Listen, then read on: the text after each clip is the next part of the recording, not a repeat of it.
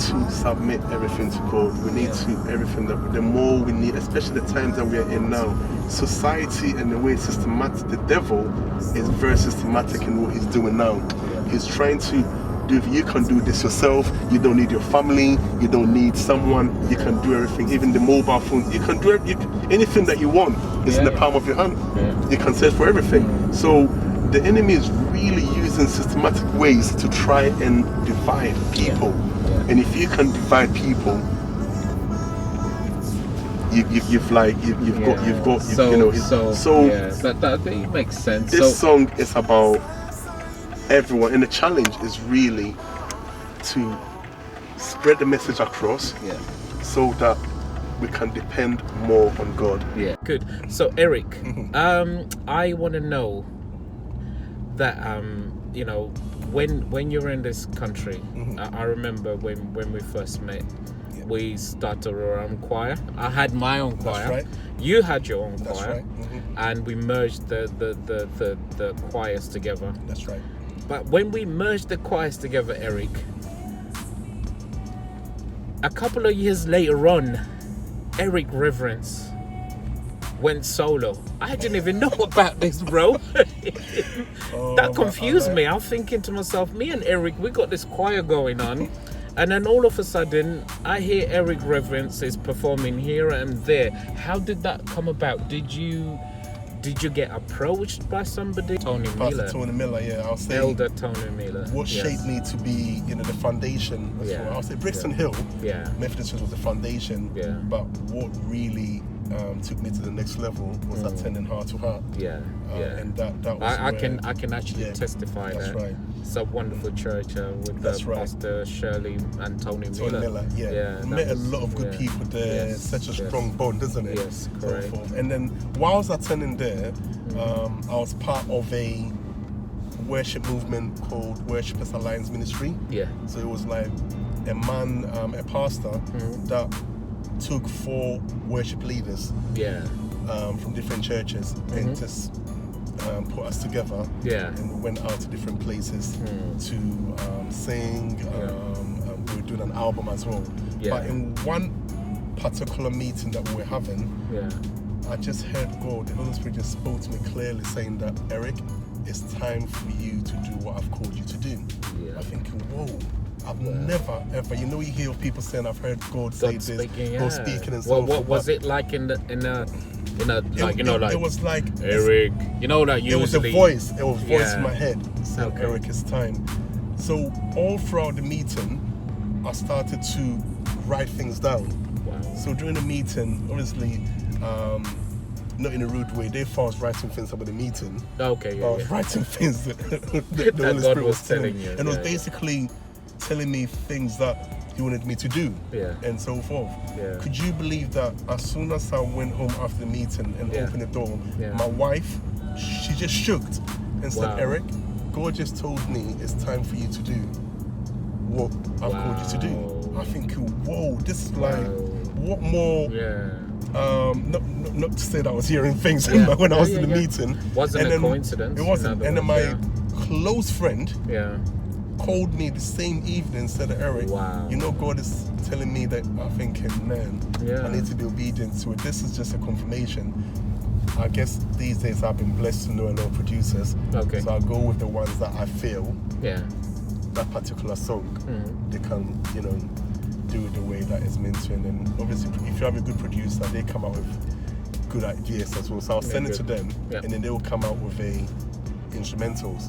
Cool. Say, what do you feel about this?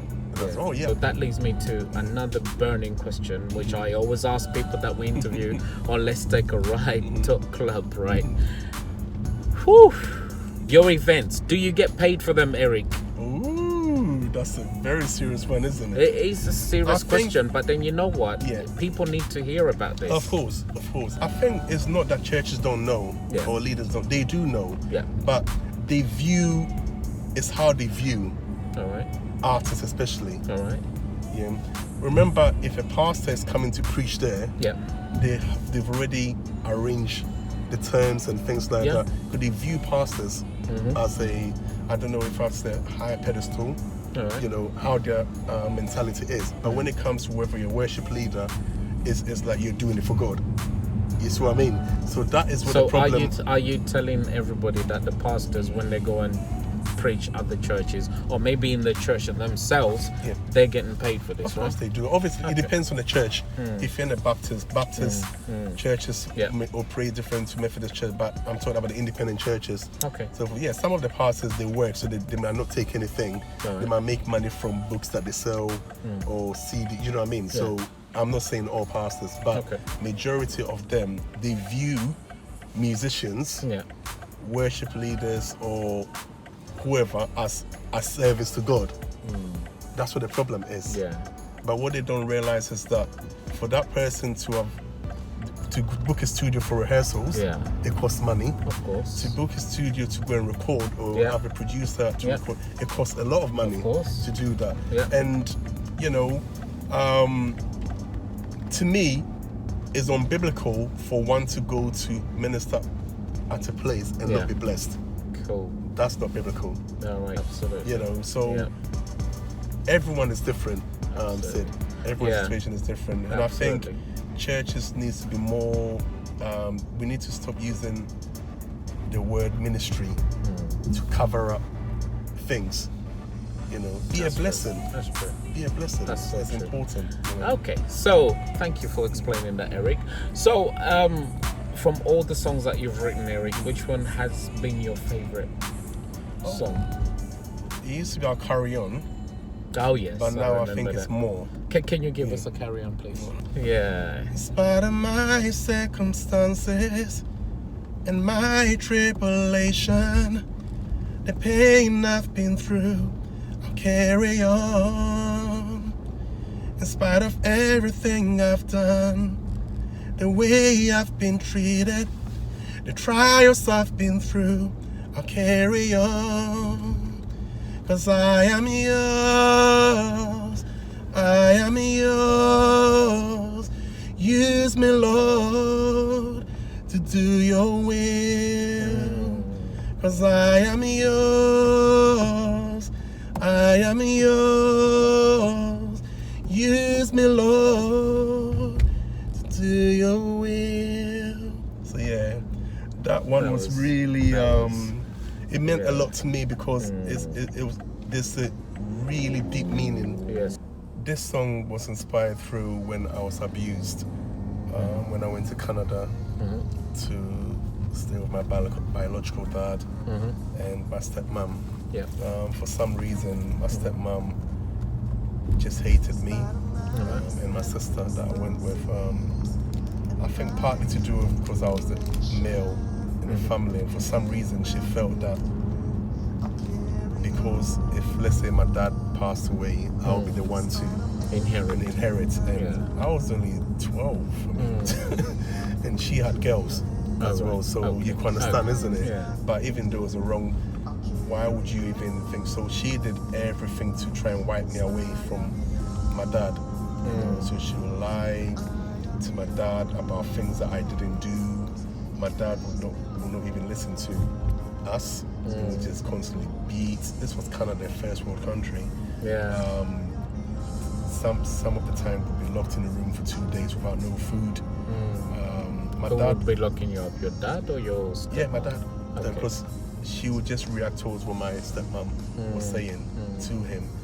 And I was very skinny and small, and my dad was this built now, and would just jump on me, make me hold those telephone books, you know, those yellow pages, the thick ones, the big one. Put two there, and stand there for hours. If I drop them, I'll start again. I ain't gonna lie, it did build me up, though. What happened now, man? The stomach, Eric. Well, you know, maybe we need to give you some phone books. The packs are showing still, but, you know. 1 pack. Yeah. Okay. Yeah. So it was a lot of weird things that happened. You know, not giving food to eat.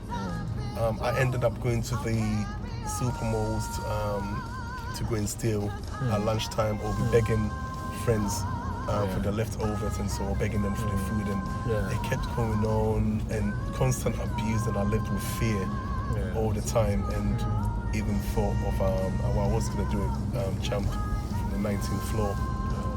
Prior to that, before we even went to Canada, my head teachers and my teachers used to tell me that you're worthless, nothing will ever come out. And I didn't... What, where in Ghana? In Ghana, yeah. Why would they say that to you? I have no idea. No idea. And I struggled with that, you know, so to go to Canada thinking that life is going to be better and experience even worse situation there was really difficult. And I went through situations where I just wanted to give up. But I think one of the things was that if I was going to commit suicide, my sister, like, what help was that going to be for her, isn't it? She's going to be alone. So would you say you held yourself back because of your sister? My sister, and also I just knew I just had this inner feeling God had plans for me, and that helped, that gave me that hope to hold on into, you know. So our carry on was, if you listen to the lyrics, in spite of my circumstances, my situation, I'll carry on. You know, so it's like a sense of hope that, you know, there are many people that are going through things, bad things, and some people unfortunately end up ending their life. And I'm never going to judge them, because I was in that situation as well. And it's easy to look at it, oh, how could you be so foolish and all that? Until you've been in that situation, you never know. You understand? So I don't judge those people at all, because not everyone is strong, you know, and you don't know what limits. Everyone has a different limit, isn't it? But I thank God that I had God in my life, that you know, it was a sense of hope that I could hold on into the community. What the problem with our church establishments these days, bring people to the church. No, when Jesus was here, what did he do? He went out. The only time he met with the saints were to equip them. And then they were sent. Absolutely. Paul did the same. He sent them to all different, and they come back, they equipped. But what we're doing, we want people to come to us rather than us going to them. And this is why I love what Tony, you know, what we're part of with Great Commission Society. Going out there and reaching out to people. Great Commission Society. Okay. Tony Anthony. Okay. Tony Anthony. What's this all about? So he's evangelist. Okay. You know. So he goes out there and reach out to people, even if it's finding out where young people are hanging. It doesn't have to be something big. You understand? It's just your presence. So true. Presence, because these days people just want to talk, you know. That's true. Days, people are so. We are so. When I say people, I'm talking myself as well. We're so much focused on ourselves. You know, we forget the first love. We're so focused on, you know, our own success, instead of giving more of Christ or more of God. We want more of us, or more of the things that we can get.